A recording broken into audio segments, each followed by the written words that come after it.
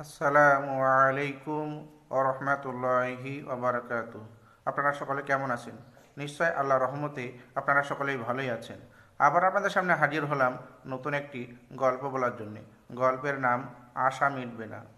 একজন খুবই গরিব মানুষ, সে মাঠে মাঠে হেঁটে বেড়ায়, ঘাসের উপর দিয়ে কাটা পায়ে ফোটে, তাই তার খুব কষ্ট হয়।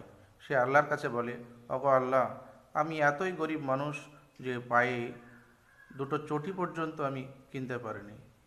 আল্লাহ তার চটি কেনার মতো সামর্থ্য করে দেয়। যখন সে চটি পেল, তারপরে সবাই সাইকেলে চড়ে বেড়ায় আর আমি হেঁটে হেঁটে বেড়াই, তাই তার এই আশাটাও আল্লাহ পূর্ণ করে দিল। তার সাইকেল কেনার ব্যবস্থা করে দিল, সে সাইকেলে চেপে ঘুরে বেড়ায়।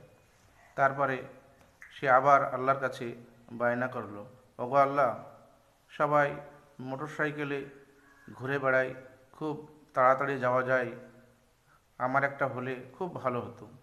আল্লাহ সুবহান তাআলা তার এই আশাও পূর্ণ করে দিল। তারপরে সে আবার বায়না করলো, ওগো আল্লাহ, এই রোদ বৃষ্টি ঝড়ে এইভাবে ঘুরে বেড়াতে হয়, খুব কষ্ট হয়।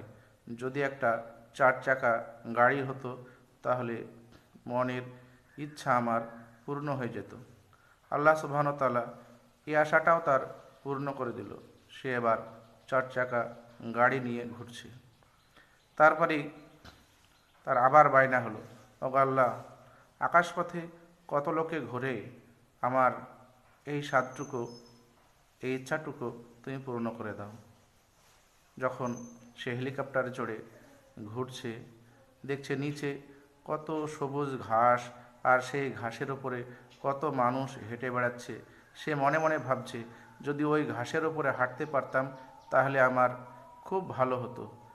অতএব এই গল্প থেকে আমরা বুঝতে পারলাম, মানুষের আশা পূর্ণ হবে না।